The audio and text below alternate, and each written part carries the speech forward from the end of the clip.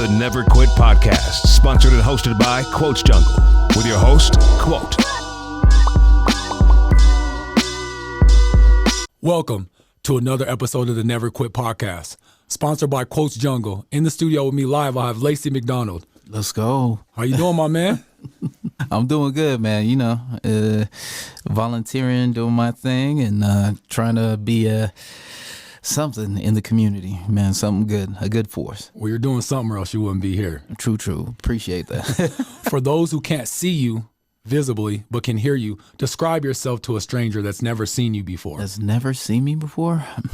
Well, I'm a 6'1", 225-pound silverback, basically. Bald head, baby face.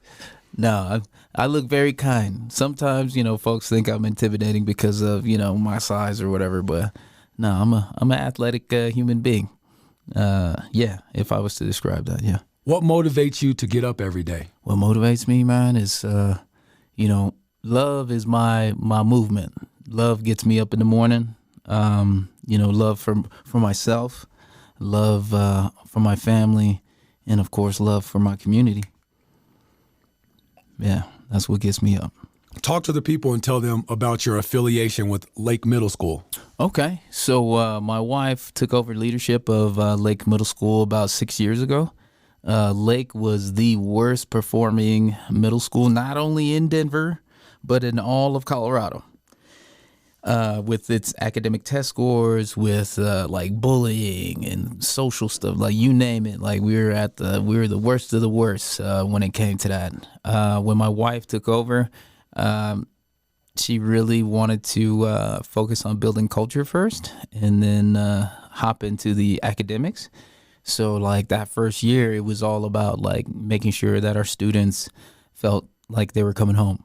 Honestly, and then of course bringing the reverence back into school, like walking through the hallways. I swear to you, it was like it was like higher learning, dude. Like seriously, it was like lean on me, you know? Yeah, like I was like, what is my wife trying to be like Michelle Pfeiffer up in here? Like what is going on? So yeah, it was like the hallways were chaotic. There were kids like ditching in groups and herds. You would walk into a classroom. I remember walking into the STEM classroom, and like there were kids in the windows, and the folks was braiding hair. I was like, whoa, where is the teacher at?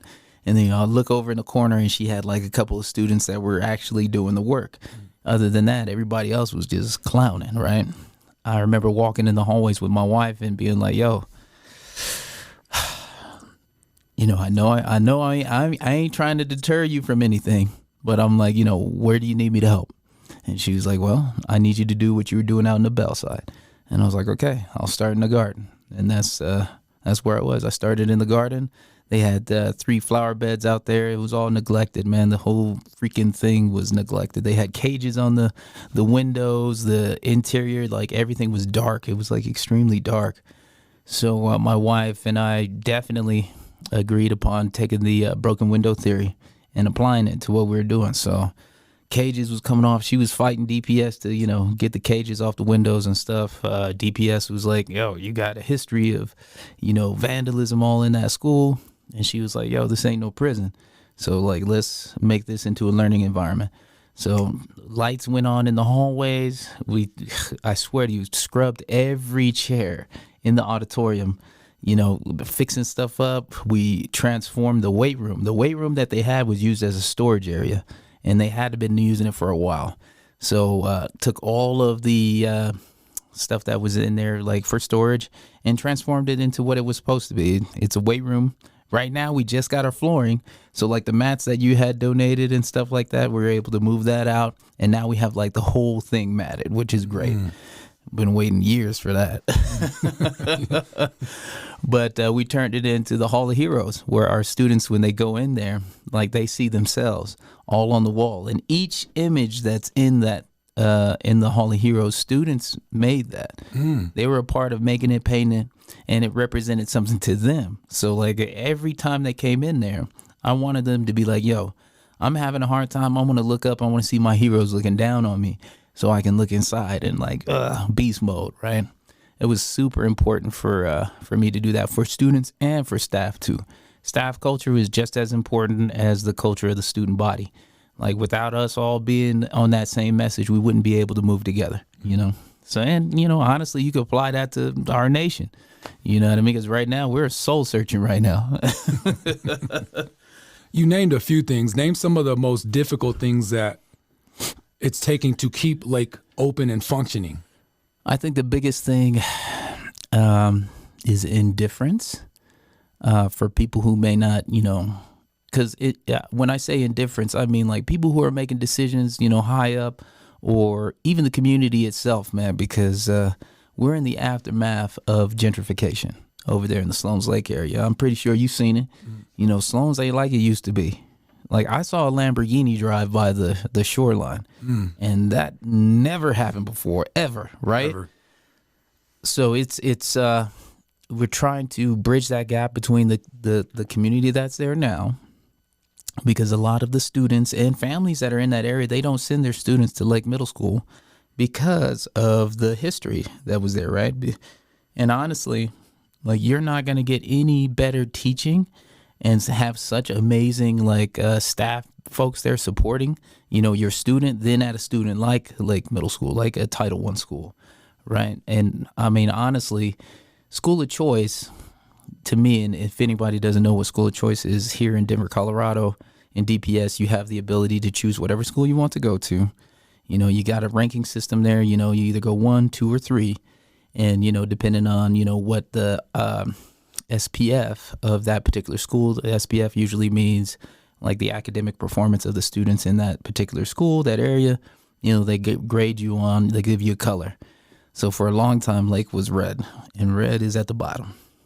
Blue is at the top, right? And it goes blue, green, yellow, orange, red. And that first year that my wife was there, she took the school from red to yellow. And we were getting ready to hop into that green zone, and then COVID hit. But I would say indifference. I would also say things that are outside of our control, i.e. the pandemic. That was a huge hit to like all of us, everybody across the board when it comes to education. Help. When it comes to anything, everybody got hit by this thing. But we're definitely going to feel the aftermath of COVID when it comes to education for quite a while. Where the world is today, what's one thing that you wish you could change about the world? Ooh, one thing I could change about the world? Dang, one thing. I would, we're not moving in a way that is like, we're always reactive. And if the world was more proactive, I think it would solve a lot of our issues. So environmental stuff, if we're proactive about it, you can't stop climate change. Climate has been changing throughout our world like for millions and millions of years before we were here. Humans have impacted the way that climate happens in our world. And with us not being able to really recognize that and then try to put in those safeguards, you know what I mean, to ensure that, you know, we can't stop it from changing, but we can slow it down to the point where it'll take millions of years for that change instead of decades. So I would say if I could change anything, I would like to see people be a little bit more proactive and open-hearted in dealing with a lot of the challenges that we have. When you hear the word consistency, what comes to your mind? Multiple things. Consistency in parenting, consistency in education, consistency in, you know, my body and like making sure that I'm healthy and I'm eating right and I'm moving my body. You got to be consistent in that. Like you can't look like a Greek god if you're not consistent and disciplined in getting there. So when I hear consistency, I hear discipline, focus, and I hear like shit's hard.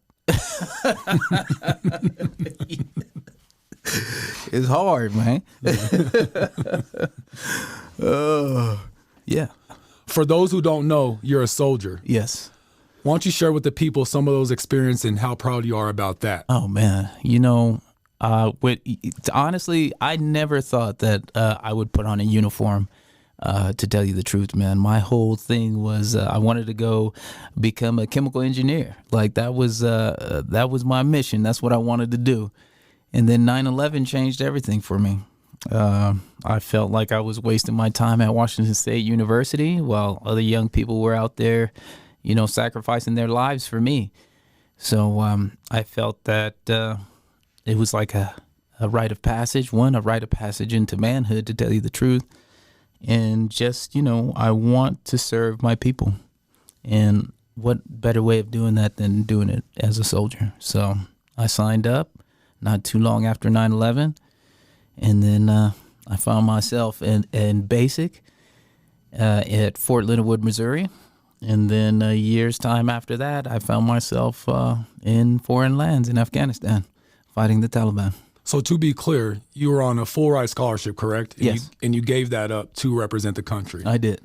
Okay, I just wanted to make that clear for the people. Oh, yeah. Oh, yeah. By the way, I got a full ride to Washington State University for football, and I gave it up to go fight. What do you do in your free time? Free time? I ain't got no free. Well, you made free time for this. Yeah, I did make free time for this. Yeah. Let's see. My free time, what do I do? God. I paint. I draw. Poetry. Dude, if I can make music, I would make music, but I am not that talented yet. But again, that's where that consistency word comes in, right? I got to have the discipline and consistency for that. I do want to do that. I have a guitar. I really want to get into that. I love spending time with my family. And then, of course, with my community. Like, that's what I do on my free time. Like, I spend to me, I want to use up as much of my time in the service of my family and my community. Like, that's from balls to bones, man. That's just how I feel. I feel like I'm on borrowed time, and only because of the lives that, that I affected in Afghanistan, whether it be taking those lives or it be, trying to save those lives. And then, of course, the lives that were lost, like Sergeant Heselton, for instance. That was one of the first losses that I got to experience in war. I lost him in my first firefight with the Taliban. And, I live my life honoring young people like that. He had a daughter, like she was a little wee baby thing, man. Before we left, I got to spend time with her and him, just hanging out with them or whatever, because I knew this was his first tour of duty. And I respected that about him, because I didn't have children when I went to go fight. So I just wanted to let his family knew that I was going to be there supporting them. And unfortunately, I wasn't able to bring him home. I'm pretty sure you're proud of representing the country and doing that. Can you share one of your most proud moments serving the country, if you're willing to share that with us? Yeah, no doubt, man. The first thing that comes to mind is there's this little girl. She was dealing with a brain tumor. Her name is Brittany. And I met her at the World Trade Center site. So before I had deployed for my first deployment to Afghanistan, the Army had set up this tour where you go around New York and you hit all the sites and stuff. Ground Zero, obviously, being that site. And then you get to go to the Statue of Liberty. And while we were there, I didn't bring my civilian uniform. I was trying to train my mind up for when I'm overseas. So there's only really one article of clothing that I'm gonna be wearing over there, so I might as well start fucking doing that shit now, right? Mm-hmm. Excuse my French. You're good. I don't know if we can bleep that out. No, you're good. Trust me. I know the editor. My favorite line. So I was in my uniform, and this little girl was just staring at me the whole time while we were looking at the Ground Zero site. Because at the time, it was just a hole in the ground, right? They were still doing recovery work when I had deployed my first deployment. So she came over, and she had asked to take a picture with me. And I was like, sure, wouldn't you? Okay, I'll do that. I didn't earn this type of attention yet, in my mind, because I hadn't deployed anywhere yet. I hadn't done anything. So when she came back over with her family, we took pictures and stuff. And in my pocket, I had a challenge coin, which I was given to for, just training well. You get awarded all these different things, and getting challenge coins is one of them. You're getting recognized for your hard work. So I took out the challenge coin and I gave it to her. And I told her that even though our battles are different, the price is the same, right? And I wanted to give her that coin in recognition of all her hard work, because she's going to be going through a lot. And I kept up with her after we exchanged emails. And for the next 10, 12 years, I followed her as she fought the brain cancer. She had brain tumor. She fought it and she won. She was in high school at the time she was in middle school or ninth grade. And then would talk to her again when she got into college. So I don't know where she's at right now, but I hope she's doing well. But that, to me, that was definitely one of the highlights of my military career. Besides, right before I got out of the military, my mom and my brother never got to experience any of the award ceremonies that I've been a part of. When I got my Bronze Star, I was on a C-17 flying over the Atlantic Ocean, coming back home from war, right? A lot of the awards that I got were done in places where my family couldn't attend. So right at the end of my career in the Army, I had them come out, and to me, this was like the highlight of my military career was my brother pinning the Outstanding Volunteerism Medal onto my uniform as my mom watched us. And then on top of that, I got to share in front of all of my military colleagues just how important, my mom and my brother was to me, as I deployed and when I came back. Without them, man, I don't even know where I'd be. A lot of us, we still off ourselves, we're still killing ourselves. It's a very difficult career field to get into. And if you don't have the right support systems for you, a lot of us would kill ourselves. And they were extremely important to me with dealing with the combat and just in life in general. And I just that provided me an opportunity to share with other heroes how important they were to me. And that was definitely, I could live that day over and over. That could be my Groundhog Day. Awesome. Share with the people, because it sounds like you're going where I was going with my next question, how hard it is to deal with after leaving service to go back to normal life. You never go back to anything normal. And I think that's something that we can all really share, even with the pandemic. There's not going to be a normality again, you know what I mean, when it comes to before COVID. So that's out of the window. But you have to try to, I want to say don't become too cynical and apathetic. And that's really easy to do when you deal with a lot of trauma, It's extremely important to have people to talk to. I know for me, a lot of, when you think about military members that go out to serve, you think about Vietnam or World War II, and there's these old dudes and they don't talk about what they experienced overseas. And it's this shut-in space. Or we think about a lot of the war heroes that we would see, we're 80s babies. So we we think back to Jean-Claude Van Damme and, and Rambo, Sylvester Stallone, and freaking, the Terminator. And they were all these heroic dudes, but they never talked about their feelings, really. You know what I mean? There was never a space for that. So I know for me, especially coming from a single family home, my mom was there for me. And I did have male figures there. But I mean, there's nothing like having a male figure there in your life all the time. You know what I mean? And without the guidance of a man to show me how to navigate through my feelings, made it real easy for me to compartmentalize a lot of things that instead of addressing the issues, you know what I mean? I would compartmentalize it, throw it in a closet, and I'll be whatever. If it comes out, I'll address it then or whatever. Well, that's not how it works, man.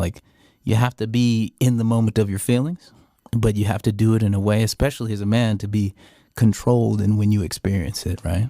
and that's been really huge. And I have to applaud. His name is Jason Wilson. He's like basically like a guru when it comes to working with youth, especially young men and men of color. He's out in Detroit. He has the Cave of Adullam Transformational Academy, and he works with a lot of children that deal with trauma, education. You know, he was all about the physical training, the martial arts, but he started to understand that the discipline really wasn't the martial arts portion, because you can learn martial arts, but then your heart could still be jacked up. You'll still be broken, right? Mm-hmm. So he wanted to focus on the martial heart too. So he incorporated a lot of stuff that addressed like ADHD, depression, you know, you name it. Like it's all aspects of dealing with how to control one's emotions. He's got a book out called Battle Cry. And I would definitely, if you're in the field of education, actually forget that. You're doing anything. I really do think that this particular book, Battle Cry, especially for men, like this is a great guide for you when it comes to navigating emotions, dealing with your own trauma, and then also getting good pointers and equipment and guidelines to deal with other young men or young boys that deal with the same thing. It's a great freaking book, man. But yeah, it's you got to have good people around you, man. You got to talk. You got to talk. Definitely.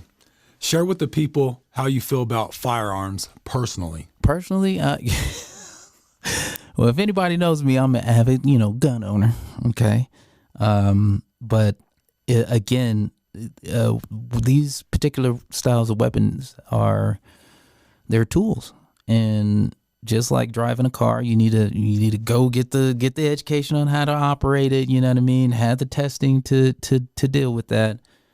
But I think it's, especially in our country, man, it's like porn, man. I swear to you, like American culture has us looking at weapons like it's pornography. Like we got it, and then like we're busting. It's everywhere. It's everywhere in everything that we do. But it is a tool. And I think the more that you learn how to use those tools, and it's really up to us as elders to guide our younger folks on how to use those, right? And then for those that may not be like, I don't understand why you guys got these weapons of war. I understand that, but it is a tool. It's just a tool. So, and I know I don't know, maybe this is a good time to talk about it or not, but perfect example for a tool like that. Recently, Israel just got invaded by Hamas, and they slaughtered a bunch of people. And if those people were armed, which a lot of them were able to defend themselves and repel a lot of the terrorists that came into, their neighborhoods. And like that's worst case scenario, obviously, but it's just a tool of protection. And I think if people gets familiar with it with knowledge and training, a lot of the stigma, will go away. But I mean, if people think that violence stops when firearms are taken, you're wrong. Like it is an internal thing. It is a cultural thing. Like if we address these particular issues culturally, like when we have young men out here feeling so depressed and unable to express themselves that they go on a freaking shooting spree, like that's the state of where we're at. Like there is a great African proverb that a child that doesn't get the warmth of his village will get that warmth from it burning. And that's real talk. So like we have to really be involved, man. We can't put ourselves in, what do they call them? Echo chambers, where we're around people that talk like us or they look like us or whatever. America is multi-dimensional, okay? We are not a melting pot. We are a cornucopia of a salad, to me. You know what I mean? We have all these different cultures and backgrounds and all these different colored people, and we just need to talk to each other, man. Like, enjoy our differences, yes, rejoice our differences, but we got a lot of things that are the same, and one of those things is love, man. And like I said, love is not a popular movement, so... But I really do think that if we start there, a lot of the stigma, especially when it comes to firearms, go down, because like people will find a way, whether it be a gun or it be a stone, a rock, running people over with cars. Like there are underlying issues there that we really need to address as a nation, man. So that's really what we need to do. But I am a gun supporter, man. I'm a Second Amendment rights guy. Me and my wife have debates about it all the time. I hope I don't sleep on the couch after this. But, if there was no need for weapons, obviously I'd be down for that. Okay. But we don't live in that world. Our world is very dangerous. But I mean, it takes, it's going to take us all to correct that. What's something that you've seen physically with your eyes that you wish you could take back? God, there's a lot, man. I saw some really nasty things, obviously, in war, and I remember seeing this man brought his daughter wrapped up to us in one of those little, those little super squishy, furry comforter things. They be selling them on the sides of the roads or whatever here. Well, that's all over the place over there. And I remember this dude coming in. His daughter was playing in a field that was mined by the Russians a long freaking time ago. But one of the landmines happened to go off when the kids were playing in the field, and like their bodies were tossed all over the place, right? And her intestines were opened up. So he had wrapped her up in this blanket, and he walked with her for fucking miles to come to the fire base that I was at. And I was working the front entry gate. Like every soldier has to do that. Like we have to work different like spots or whatever within the fire, whatever fire base you're at. You're gonna pull some type of duty, guard duty. And I just happened to be there at this time. So this guy walks her in, and it was just just seeing the horror on his face, and the helplessness. You know what I mean? But, we took her in. We have great freaking trauma doctors, man. Like on the front lines, like they're the best of the best of the best, man. Like they are like magicians to me. But they repaired her. We watched them for a little while. When she was strong enough and was able, that he took her home. And then every, I want to say 3 days, he would walk her back to the base to get cleaned up, get her bandages changed and stuff. And then he would take her off. So, I mean, that was the worst thing that I saw, but it was also the best thing that I saw, because I saw the love of a father, you know what I mean? Like he loved his daughter deeply, to walk miles with her in the desert, with the, Taliban, right there, because anybody messing with us, obviously they would have to talk to the Taliban too, right? To get the okay to come over and talk to us. But it was all about his daughter, and he was willing to do that. So ultimately, in the end, like that was love, but it was also horrifying just to see the expression on his face, man, when he had his daughter wrapped up in that blanket. Yeah, that was I wish I could wash my eyes of that. But again, I needed that experience too. If you had no choice and you had to pick one and you had to lose one, would you rather have your visual sight or your hearing? Ooh, God. And why? Oh, man. Dang, that's tough. That's a tough one, man. Dang, where'd you come up with these nasty questions? Oh, man, that is tough. Which one would I lose? I would lose my hearing, I guess. Yeah, I would lose my hearing. I would rather lose my hearing than my vision. And the reason why is I can remember different sounds, you know what I mean? But I don't want to forget or not being able to see like sunrises or smiles, or, looking into, my boy's eyes and stuff. Like each one is sensory, right? Like I would even miss their voices, but at least I could see their eyes, you know what I mean? So I would lose my hearing. Where do you see yourself 5 years from now? 5 years from now, Hopefully is my end game. And my end game is I am on a ranch that I own where I bring young folks from the city to try to reconnect them with nature and give them tools and guidance on becoming better human beings, man. Better human beings.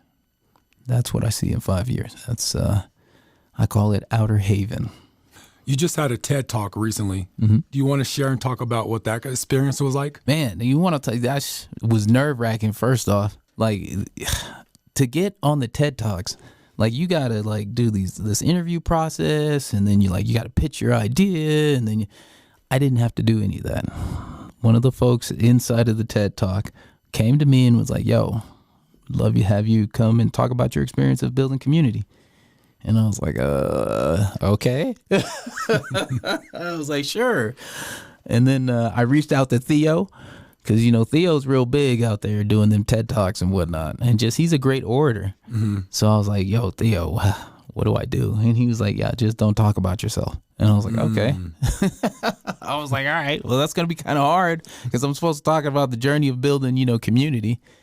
But honestly, it wasn't hard talking about that. It's just, I want to make sure that when I got on stage, that I was able to express to the world how amazing the community is there at Lake Middle School and all the amazing folks that I've been able to come into contact with. You know what I mean? I really wanted to do them justice. I wanted to talk about how amazing my wife was and how amazing Mr. Reyes was about, helping to build that culture there, and how important it was to have deep roots in your community when it comes to education, because we struggle, every day we're struggling, man. Like earlier today, I had to try to convince a student that, staying in class is where it's at. And he's like, man, it's so boring and I don't need this. I'm like, dude, you do. You don't have the foresight, man. I'm telling you as a 41 getting ready to be 42 here on Wednesday. Yay. Oh man, that you need to be in there, bruh. So it's like, there's a lot of apathy. And for that particular student that I was talking to, he beats himself up and blames himself a lot about the death of his dad. He comes out of Chicago and his dad was gunned down in Chicago basically in front of him. And he blames himself for calling his dad up to come pick him up from the rec center or whatever. And if he didn't do that, he thinks that his dad would still be alive. So he takes that with him everywhere. And that particular dude, he is going to be a long-term investment. There's no doubt about that. And it's real easy, and this is so sad. It's easy for people to throw away, young black boys and girls, man, and brown boys and girls, right? It just seems like that's the culture. Like if you jack something up or you're heading in the wrong direction, well, we're not gonna fuck with you anymore. And that's just not my philosophy. I know that it's gonna take a long time for him to move past his wounds, right? Because he knows it, but he ain't willing to identify it yet. He ain't really willing to work on that yet, right? So I tried to help him out on the day-to-day as best I could. In fact, painted his dad in the Hall of Heroes just to let him and his family know. He has an older sister that went to Lake Middle School too.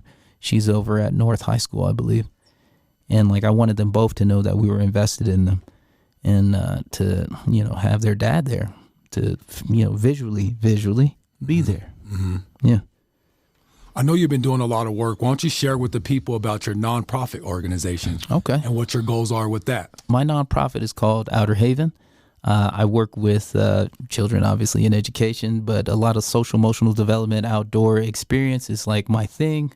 The outdoors, that's my classroom. So anytime I work with students. We'll go out on camping trips. A lot of it is obviously based out of Lake Middle School. I'm really big on food justice and food sovereignty. I'm a commissioner with Healthy Foods for Denver Kids. Last year, we gave out about $12 million to, I want to say, 20 different organizations in Denver that work with children specifically. I'm definitely looking to try to create policy there to ensure that a lot of BIPOC organizations that do the work in the trenches are also get a pot of that 12 million this year. But I'm really big on guiding our youth, man, and just trying to be a compass. Yeah, like just a compass, man, like someone to help ground a lot of our students. They're dealing with a lot more than we had to back in the day. And I mean, this device, the phone, the cell phone, the internet is like a double-edged sword, man. Like there's so much opportunity and ingenuity that we can utilize this tool with. Again, it's just like a gun. But I think without the proper guidance and like it becomes a beast of its own, and we have to reel it in, man. Talk about why you do some of the work that you do with the kids outdoors, like gardening and taking them on your own time outdoors and stuff. Why is that important to you to show children? Oh, man, that is so essential, man. We've become so disconnected from the world, man. Like these rooms that we're in, this is not natural, you know? Like I would live, if you could set this up, I want to be there. But like being in an environment where it's like trees, fresh air, man, grass under your feet, sun on your face, like that's us, you know. That is like Superman, you know what I mean? The Superman gets activated by the sun. Same thing with us. All this melanin goes into super mode once we get the sun kiss it. You know what I mean? No, but honestly, I just want us to be connected back to Earth, man, to nature. Like we have a role and responsibility in that ecosystem. And right now we're disconnected. A lot of our students don't know where their food comes from. Like a lot of kids think that it just comes from the supermarket. Like that's it. Nah. Takis is not natural. So I think that would help with a lot of things, man. Like if we're connected back into nature and like understand like how important we are, the roles we play in it, how impactful we are in it, you know, the way that we use our power, you know, fossil fuel, you name it, man. Like it's just we have a relationship to Mother Nature, and we need to reconnect. With all the work that you've done, what would you say is the main thing that children need if you had to scale it down to one main issue? And I know it's not possible, but what do you see most concurrent and over? I think you said it in the beginning, man. Our children need to see consistency. Consistency from their elders, consistency from other supports that are around them. So let's say you have a child that doesn't, you know, have mom and dad in the household, like maybe grandma's raising them or whatever, you know what I mean? That's where community comes in and fills those gaps. That's where good men come in, good men and good women come in to fill those gaps. And that's honestly what we need, man. Like the world has us chasing our own tails, and, you know, we're on this like me, look at me, right? And it's not about really investing our time and our resources into where it matters. And that's our youth, man. Like they only make 20% of our population right now, but they make 100% of the future. You know what I mean? And it's like, what kind of future do we want? And a lot of the kiddos that I see, you know, are really raising themselves, man. Or they're being raised by what they see on through technology. And a lot of that ain't healthy, you know. Again, it's just consistency from us as their elders to provide them with that guidance, to bring back that reverence, man. And, you know, we need the concept of community and village again. Like that's huge, man.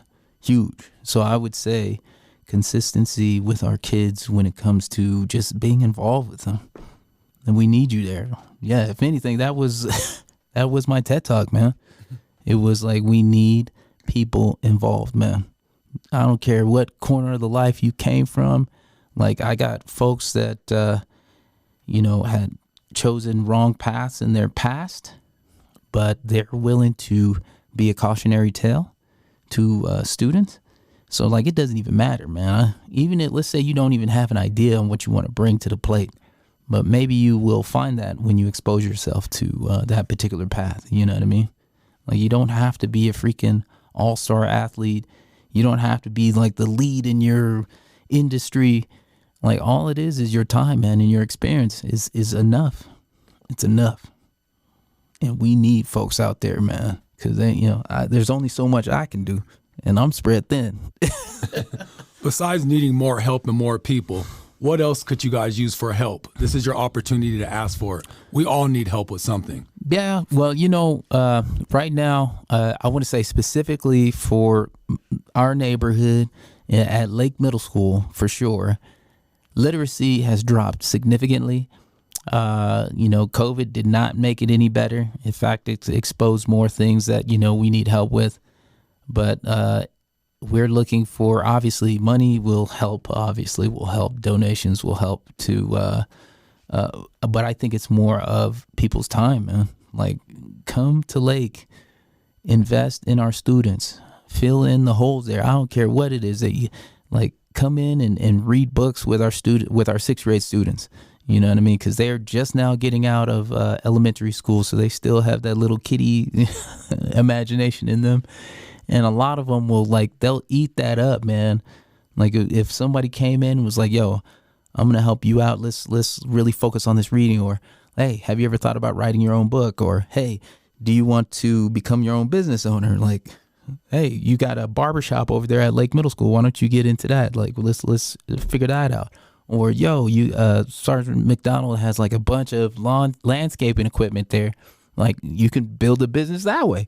Mm-hmm. It doesn't have to be, you don't have to go into sports. You don't have to go into, there's different moods of creating opportunity for ourselves financially. And like, honestly, I feel like that is our rite of passage here in America is like, how are you going to be able to take care of yourself and your family financially? How can you be financially independent? Yeah. Tell the people how they can find you and help and donate or volunteer. Okay. Lake Middle School has got a website for sure. You can hop on DPSK12.net is what it is. As for my particular program, it's theouterhaven.org. You can come on board, fill out our little questionnaire, and we'll definitely get back to you. I'll give you my email, which is the number 1, mil.united@gmail.com. That's how you get in contact with me directly. If you'd like to come and help or donate or whatever you want to do, like, let's do it, man. Share with the people, I know, but share with the people your wonderful wife's name. So the principal of Lake Middle School is Amanda Jean McDonald, and I believe her email is also on the website. With Amanda's dynamic leadership, man, we've been able to move the needle where we need it to, right? So, like, without a leadership where you're doing stuff in a way where you're thinking outside of the box, man, that's what we're going to have to do to save the future, man. The Royal Marines say it best. They're SF. They say who dares wins, and like, you have to be daring. Like, we have to be daring for the future. Like, this is we can't wait on this thing. We need folks to get involved. I don't care where it's at. It don't have to be at Lake Middle School.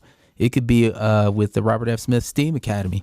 You know what I mean? Like, right now, I know they need a lot of students. Definitely trying to get. It's a HBCU style high school, which is the first of its kind, as far as I know, here in Colorado for sure. And it's like, let's make sure this thing comes to fruition. Be a part of history. Like, send your babies there. Like, right now, I think they have, I don't even know how many students they have, to tell you the truth. They need more. They need more students, that's for sure. But like, this is such a great opportunity to really be a part of history. And I know for me, I will be trying to convince as many families at Lake Middle School to, send their kiddos over to the Robert F. Smith STEAM Academy. And honestly, we need to be knocking on doors, sending emails to our board of, board of directors with our educational team here, DPS board, school board.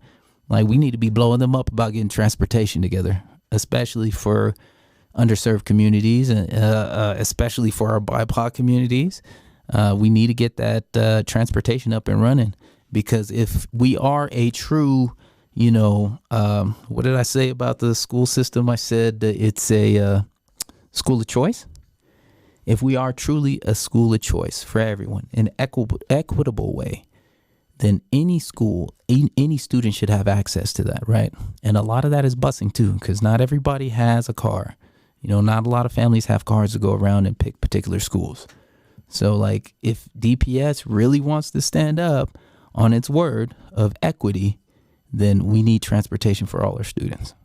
Once again, that's been another episode of the Never Quit podcast, sponsored and hosted by Quotes Jungle, with my guest, Lacy McDonald, doing great work here on the earth, in the community with his family and himself. Until next time, peace. Peace. The Never Quit podcast, sponsored and hosted by Quotes Jungle, with your host, Quote.